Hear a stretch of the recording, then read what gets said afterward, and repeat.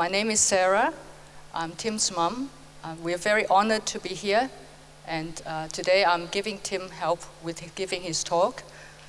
With my hand on his back, Tim gets a better sense of his body in space, and I also give him from time to time occasional reminders to focus. So the title of the talk that he's giving today is Making Connections.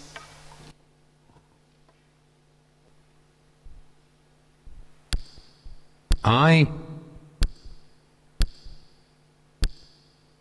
don't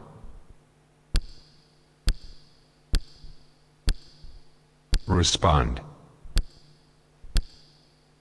when you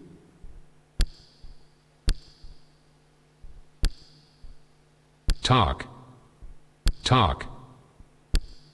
I flap my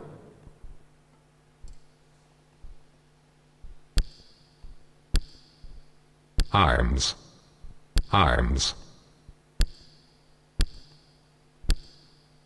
make noise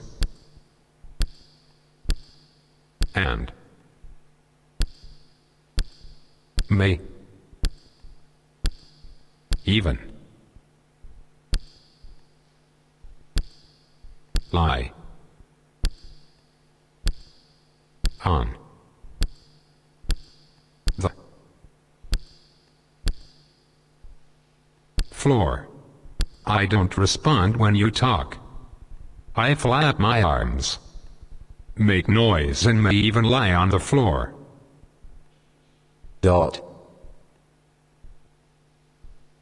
This is what you see: severe autism.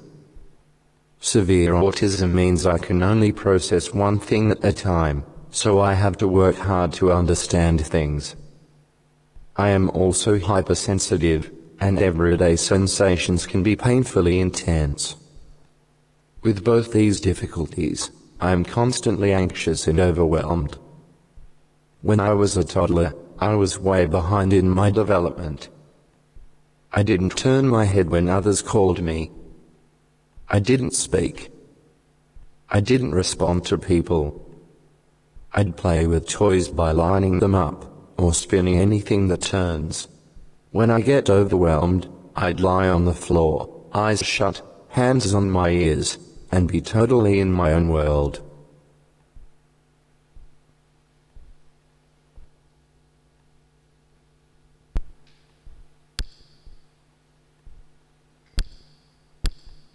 My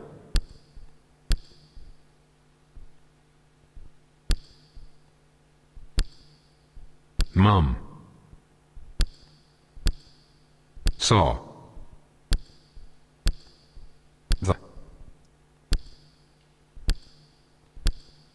unseen. My mom saw the unseen.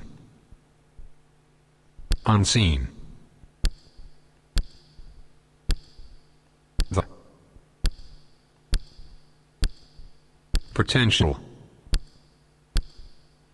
to be fully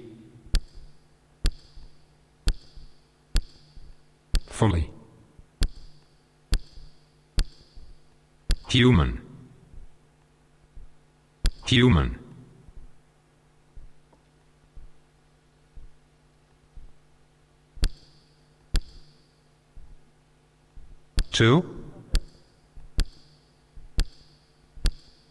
To live a satisfying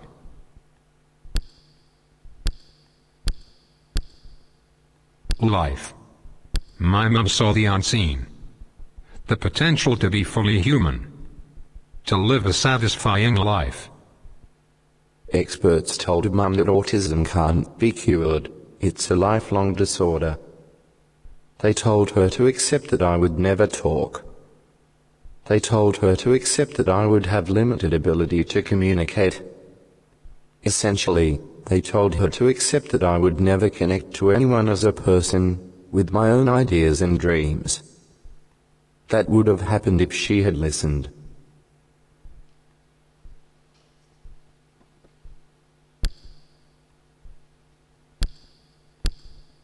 For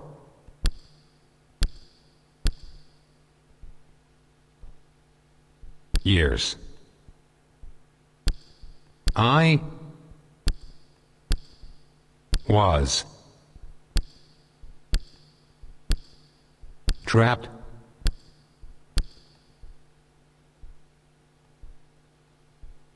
in my own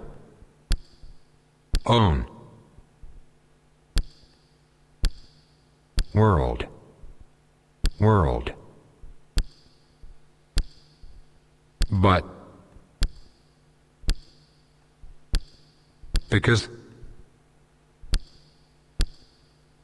Mom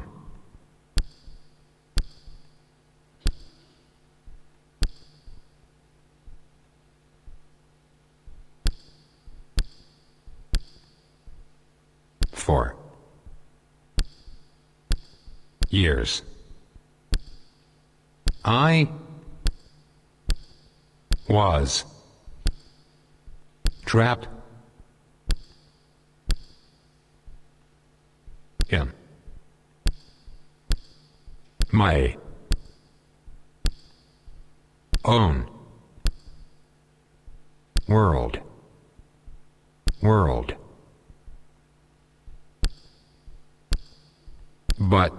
my own world.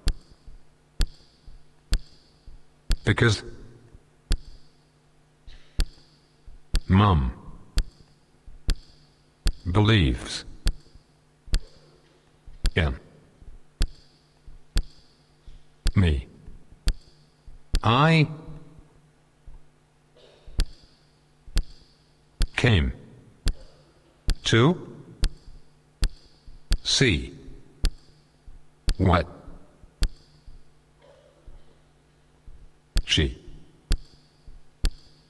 sees. For years I was trapped in my own world. But because Mom believes in me, I came to see what she sees. I had a lot of trouble learning the way most children learn. My mum set up an intensive home program to teach me when I was 3 years old. One exercise involved the simultaneous presentation of two toys, a dog and a ball. I learned to point to the right thing when the therapist said the word dog or ball. We worked at the drill many times every day before I finally figured it out. One day, I suddenly saw that the toys had their own particular names attached, and these labels would always be the same. It took 3 months. That's how the next step, understanding numbers and language, became possible. At the beginning, counting, simple additions and subtractions seemed like impossible hurdles for me. Then Mum noticed that I loved to blow things off the staircase. So she cut out little green bottles from paper. We sang 10 green bottles sitting on the wall, and I got to blow the bottles off as we sang. After about 12 months of this and other songs, number games and stories, I was finally able to understand numbers. I went on to master multiplication and division, fractions, decimals and basic algebra in a matter of weeks.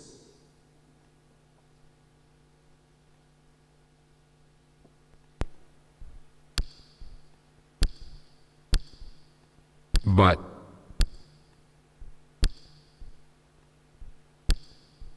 with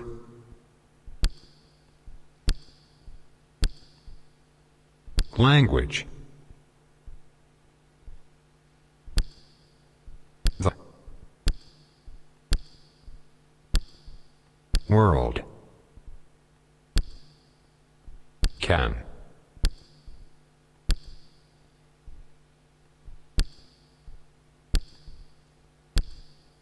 with language, the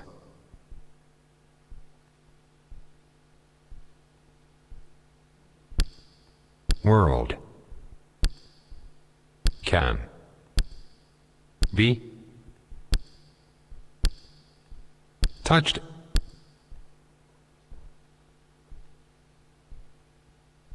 And savored. Savored. I can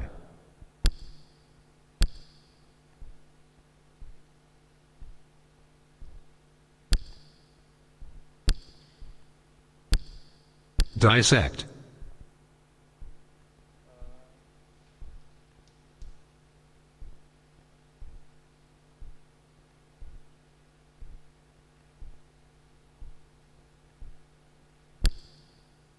Ideas and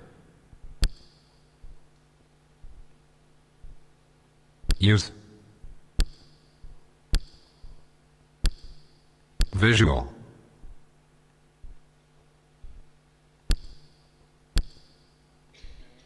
maps to play with language. With language the world can be touched and savored. I can dissect ideas and use visual maps to play with language. For example, I use the analogy of my house when doing assignments. The topic is like the whole house. I allocate the ideas into different rooms. When I answer questions, I look in the relevant room to extract the information. Using this visual map, I compare and contrast by examining the layout and functions of different rooms. Synthesis means I take the furniture from different rooms and put them together. Analysis involves taking the structure apart and rebuilding each section.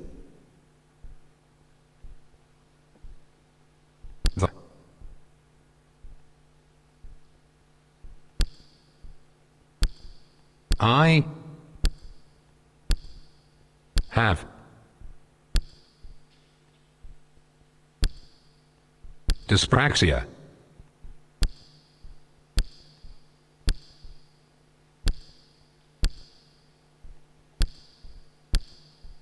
Meaning,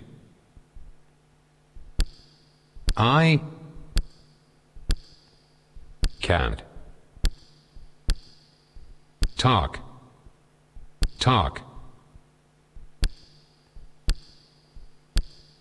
It's very frustrating because I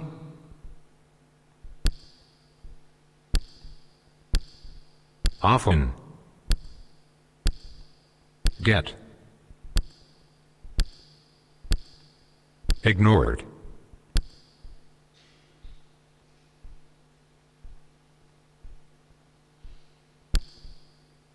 Ignored. People don't see me as intelligent. I have dyspraxia, meaning I can't talk. It's very frustrating because I often get ignored.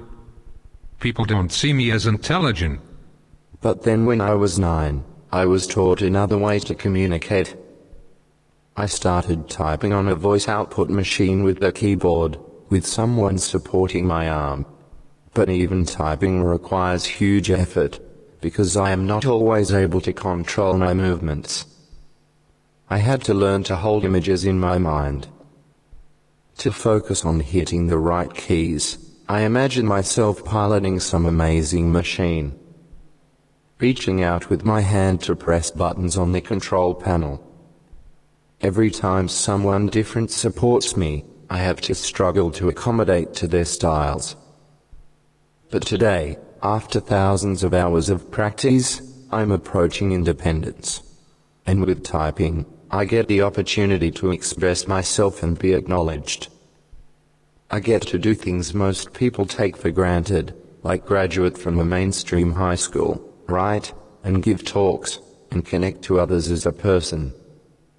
Writing has helped me work through some of my frustration and pain, and through some very difficult times.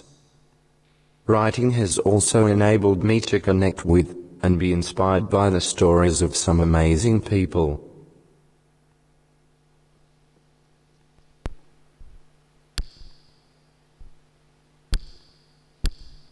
To me.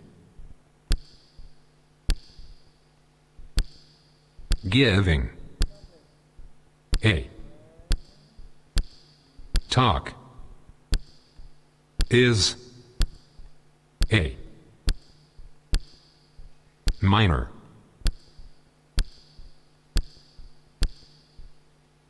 miracle to me. Giving a talk is a minor miracle. This talk is one of the hardest things I've ever done, because my anxiety level is so high. Then again, I want to tell you that next time, when you see a guy having a meltdown at the train station, or flapping his arms and making noises at the supermarket, you may be seeing me. I also want to tell you that I can think, and communicate, and dream. I want to be an author one day and share my story. I want to help people get the most out of themselves.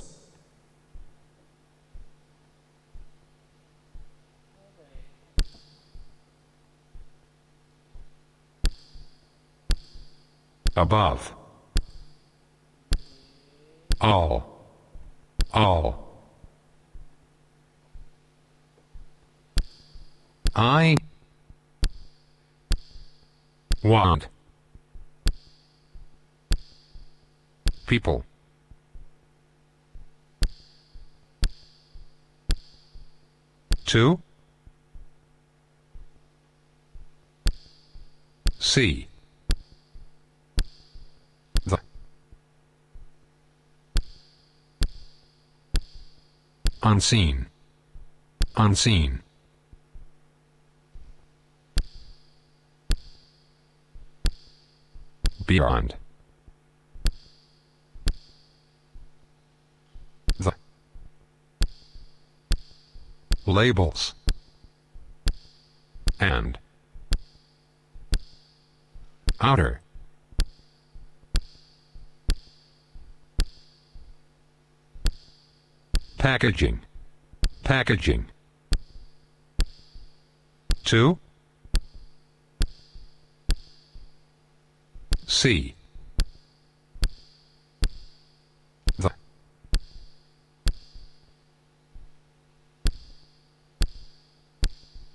inner